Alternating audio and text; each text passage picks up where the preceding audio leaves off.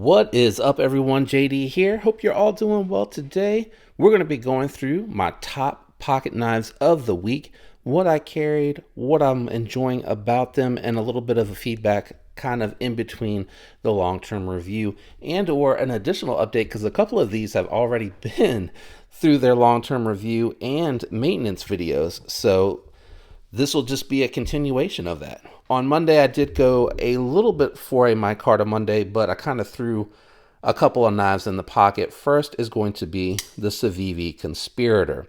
If you're not familiar with the Conspirator, it is a budget button lock knife from Civivi.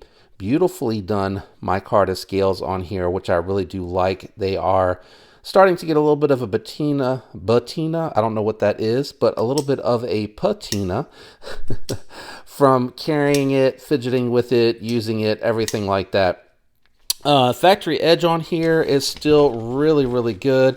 I just strop it up and it does pretty good. It might be close to needing a little bit of a maintenance. I don't know because I did use it Monday for a couple tests, but I don't remember if I stropped it up or not. But anyway, Nitro V, probably ready for me to put my own edge on it. Nitro V from Civivi seems to be done really well. Takes a great edge. This has a nice geometry to it. Very tall flat grind, very thin behind the edge. Button lock, really nice. It has remained locked up solid. No side to side, no up and down, and does have a hint of button lock, but I have said this before in my videos, I prefer a little bit of stick because that lets me know it is really tight tolerances. I'm not going to have to worry about lock rock because I have found almost immediately after lock stick goes away, lock rock starts to develop. I do have a remedy out there on a video. I did it for the Cogent where I disassembled and just lightly stretch the spring back out to try to get rid of that. If it doesn't go away after you've adjusted it a little bit, you can try to continue to adjust it, but I would recommend at that point you might contact Civivi and let them know because it could be something else, could be something with the stop pin, something that you just are not seeing when you do your disassembly. I did upgrade or change. I don't know if I would say I upgraded. I did change out to the Banter pocket clip. I like this pocket clip a lot better. Improves the ergos. I like the way this goes in and out of the pocket still. The factory clip goes in and out of the pocket really well, but I like this one better because this one doesn't feel hot in hand, has really good ergos, great size. If you have a larger hand like myself, this does fit really nicely. And again, just such a solid performer for the money. This knife, to me, my favorite budget button lock so far this year, and the year is almost over. I don't know that there's going to be anything that really dethrones the Conspirator for budget button lock for a full-size knife. For a small knife, it's going to be the Civivi Altus, and you can see, same here, you got, where is it? I thought this had it labeled on here. There it is. Nitro V Steel. Really hard to find it. It's such small print, which is great. This does have my own edge on it. I did have to sharpen this up recently. It just finally, factory edge had gone dull. Sorry, the paper is sliding all over the place. So I did stick this really quickly on the, this paper sticking to it. The KME, which did a fantastic job. Got me a decent edge. I mean, it might not be the sharpest out there, but it definitely put a really good edge on there. And it's slicing through that paper, and it feels really good when it goes through a little bit of cardboard.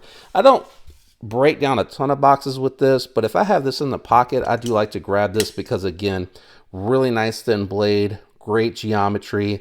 I do like a button lock that's really well tuned, and this one is super tuned for that button lock. I mean, it has, again, no side to side, no up and down, and that little bit of hint that I like on the button lock. Nice tactile response,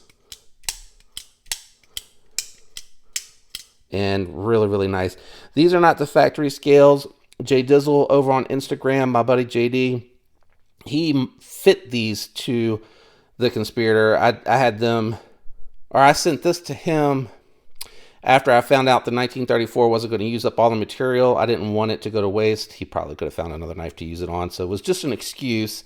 But I really like the way that the all blacked out Altus looks with a set of fat carbon scales just really takes it up there. But in its base form with the G10 or the micarta and the Damascus, really great knife. That 9CR metal that Civivi uses on that Damascus is going to perform really well. It's a good budget steel. Moving on. Tuesday, I had in the companion carry with Tuesday. These two were Monday, with the Altus being in the organizer down in the pocket, and this was clipped in the pants pocket. On Tuesday, I had the Ohio Riverjack. Really like this. This is nice because it's a modern traditional slip joint, but it's full size enough to actually fit in the hand, and it has great walk and talk.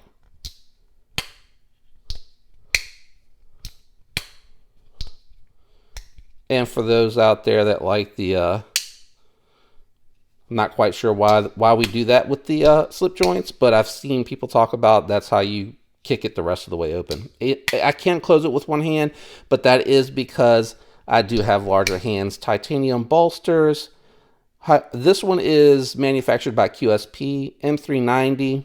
There's your designer, Rosner. Micarta is really nice. QSP is doing a really killer job. The finishes on here, it is seamless. What a great model. That was the companion carry for Tuesday. I like that one. You've probably seen it in quite a few of the carry videos that I've done here as of late. The other knife that I had on Tuesday, Titanium Thumb Stud Tuesday, is going to be the Demko AD 20.5 with the original GOAT shark bite scales in titanium. The Lynch Northwest deep carry pocket clip came from Lynch Northwest faded. I did dip the tip of this pocket clip down to match up with the blue, and I left a little bit of the blurple in there and then to the bronze, and I matched the original GOAT scale to that as well. So you have that blue blurple into the bronze back into the blue, which is really nice looking. I do have Rocket Glide skiffs in the pivot. This by far has been one of my most carried, enjoyable, EDC friendly sized pocket knives all year. And I have large hands, so you would think that I would want something bigger just naturally, but considering I do carry other gear, a lot of people do companion carry knives, but usually I have an organizer that includes a pen and a flashlight because I do use a pen a lot for notes, writing things down when I'm out and about. If I have an idea about something I want to do for a video, I will make a quick note in the notepad in either the organizer or the pouch. But this knife here has really just dominated my pocket this year. Really just, I like the ergos. I like the shape, the size, the weight. It has a good edge. It is not the thinnest, but it's not a thick edge at all. Not at all. It's nice and thin down there. This grind comes down steep and sharp, and then, it's still robust enough to where you can take this and use it pretty heavy duty. Now, it doesn't have the best sharpening toil. Probably can get a few sharpenings out of this particular blade. This one is the newer of my two Demkos. So this one here I've only maintenanced and stropped. But so far the 3V's done really well. And again, this one here, I'm going to run out of paper here shortly. Really has a fantastic edge. This paper is just is really wrinkled up. I'm not quite sure what I was doing with that earlier. But anyway, this is what was in the pocket as my main carry on Tuesday. I really like that. The way that came out with that ano job that I did myself, and the way the scales look and feel in hand. Now it does, I will say, they do saw at the pocket a little bit. It's not obnoxious, but a little bit. But I really, it doesn't bother me at all. I just like the way that it looks so much that it just does not bother me whatsoever. On Wednesday, the Ohio Riverjack companion carry again on back-to-back days. We just talked about that, so we will move on. The main carry for Wednesday is going to be the Wharncliffe Devo Stout. This one here again, customized by me. I actually bought the fat carbon because I didn't know which one I wanted to use for this knife. I looked at it with the knife and I really thought that this really went well with the stout. Sent it over again to Jay Dizzle over on Instagram. I think these were a little bit easier because they're flat scales. There was a little bit of milling needed to be done on the inside, but it was a perfect circle, very similar to the pocket clips, to accommodate the fasteners that hold everything together for the back spacer underneath the scales. We talked and decided to leave off the reversible pocket clip, so the milling there is only on the lock bar side. I did anodize the pivot, the lock bar, insert bolt, the actual bolts that go over top of the scales themselves, and I did the other pivot bolt. Now, I had someone recently ask me how I was able to get it to anodize because the pivot is steel. The titanium screws are screwed in, so you can do one of two things. You can screw this bolt back in and hold it, and just submerge this in the water and touch it with the titanium gauge wire underneath and let it anodize that way, which is what I did. I've done that on a couple of them because I worry about taking this and backing it off of the pivot and then it coming back uneven. Right now it sits perfectly level. I guess it's level. Jay Dizzle did a fantastic job with the scale fitment and contouring it so that it still feels really comfortable in hand. I feel like the anodized hardware really does try to bring the blue and the nebula scales out. And I like the backspacer matching all of that. Just a little tasteful pop of color without it being over the top, in my opinion. And it continues to get really smooth. I know it's not the best looking knife. Jay Dizzle and I talk, or JD and I talk about this often on Instagram. I think this makes it look really good for what it is, but it is definitely not the best looking knife. But this one here also has really fantastic ergos, and I like to use this to break down boxes. It's very comfortable to hold. And when I have found when a knife feels like that in hand, where it's very, very comfortable for me to hold, I have found that stays in the inventory longer than knives that end up being a little too small, even though I really like them. But I just, I don't enjoy hanging on to them to do those types of tasks. This one here is very comfortable for that. I feel like the Lynch Northwest deep carry clip is really good for that. I have not upgraded to the skiff bearings yet, but sometimes it's hard for me to justify it because I'm like, how much smoother is it going to get with a set of skiff bearings in there? These have ceramic bearings in it, or this has ceramic bearings in the pivot, so I really am not in a rush to do that, whereas like the Demco comes with steel bearings, and I don't want those to rust or corrode. Not that I've had an issue with that, but that's my mindset, is if I can prevent it, it's preventative. That's what I'm trying to do. On Thursday, a couple of new knives that I have not fully reviewed on the channel, so I'm going to be brief in talking about them. First, the companion carry knife is going to be the Schrade Truex. This has milled G10 scales on steel liners with steel bolsters. It has a deep carry pocket clip that is not reversible. Access style lock. Well, it's really a crossbar lock, but I think everybody's familiar with Benchmade's Axis lock, so everybody references that. Great thumb studs. Really nice studs on the crossbar locks. It is a little thick. It reminds me of the 940, kind of like a hard use. And I don't think... I have other knives that I'm reviewing from Schrade, and the other ones have a really good edge. This one here, for some reason, the edge on it was a little rough when I got it. And you can see I've been using it to test it out, and it has a hard time going through the cardboard. Out on the edge is a little bit nicer than it is right down here. So I'm probably going to end up tuning up the edge. I'm not going to reprofile it. It's laid back pretty decent. So I'm probably going to just tune up the edge a little bit here from the factory. I'm reluctant to do too much to it because, again, these were sent to me by Schrade. I think they're mine to keep to test as I want because I did preface it that I'm going to carry them for a while, use them for a while, cut with them. And they said they just looked forward to the honest review when I was done with my time with them, but they didn't say anything about sending them back. So I do want to touch this edge up a little bit because I don't know if this was with someone else before me. They were a little dirty, grungy like they had been, and the seals were broken like they had been with another reviewer. So I will definitely follow up on that. But the lockup is solid on this, up and down, side to side. There's no play. It is bead blasted finish, but on S35EN, I'm not too worried about that. It looks nice. G10 has good finishes, good transitions. The Alpha class is their top of the line knife, so really they're putting forward their best effort, and I love the fact that these are truly 100% made in the USA knives. So I'm really looking forward to doing my full review on that. I believe that one's on bearings.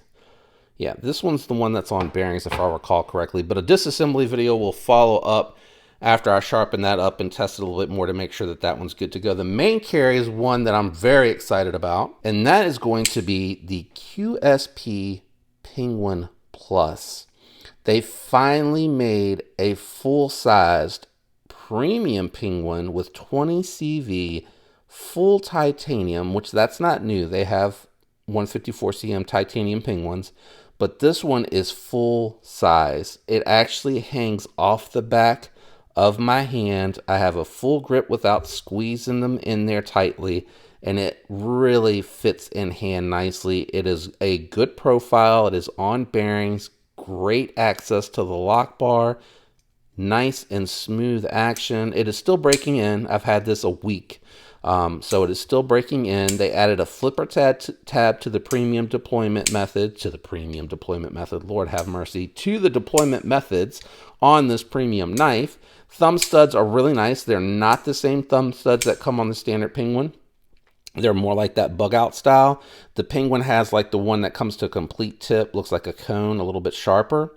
So that is very different. I like that a lot. So this does feel like it's its own knife, even though it is a larger size of the other knife. The edge came really good from the factory. I am, again, still in the process of testing this one, so be on the lookout for that review. As you can see here, it is actually larger than the Stout. Really just looks like it's a tiny bit larger than the AD 20.5. So you get a little bit of a reference here to the size of this knife. It's a great size, especially if you like them larger or if you have bigger hands. On Friday, companion carry is going to be the Finch 1934. I did not even realize that until just now, but this is the knife that I originally sent to JD to get the Lava Flow fat carbon scales installed on, and he was like, I'm gonna have a ton of material left, and that's why I sent the Altus. But I think it looks really good. This had the faux bone jigged inserts, and I really just think that the Lava Flow looks really good. It gives it a nice pop of color on the monochromatic without being too over the top. Again, for a Finch knife, I just barely hang off the back. This has a great gamer's blade shape. So if you're looking to skin, this is going to work really well. Nice thin geometry, nice tall flat grind, great factory edge, very comfortable in hand, even though it's a little small for me. The milled titanium pocket clip keeps it from having any hot spots whatsoever. It has okay access to the lock bar, not the best, and because the blade is so lightweight, it's never going to be, you know, a guillotine or fall shut really lightly. It's just such a lightweight blade. I do need to tune this a little bit. The detent is a little light, so it's hard to get it to fire out. You have to really go hard on flipping it to get it to go out. So I will tune this up. I just haven't had a chance to get around to it, but this was the companion carry for Friday. Moving all this over to make space. The main carry for Friday is going to be the Zahn. If you've been watching any of these videos previous to this one, you know this has been dominating the pocket as of late. The Demko I've had longer than the Zahn, but this makes it, I feel like, on a weekly basis almost into the pocket. Even if it doesn't make it into the weekday video recap, this definitely ends up in the pockets at some point during the weekend.